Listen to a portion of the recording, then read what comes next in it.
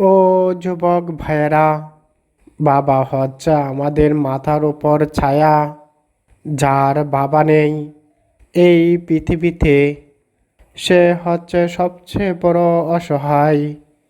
তাই যাদের বাবা জীবিত আছে, কখনো বাবার সাথে অন্যায় বা বেয়াদবি করবেন না।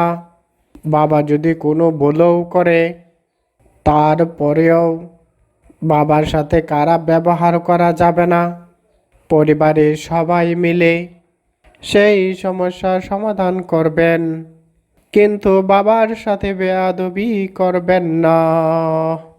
কেননা বাবা মাথার ঘাম পায়ে ফেলে আমাদের জন্য কত কষ্ট করে রোজগার করে।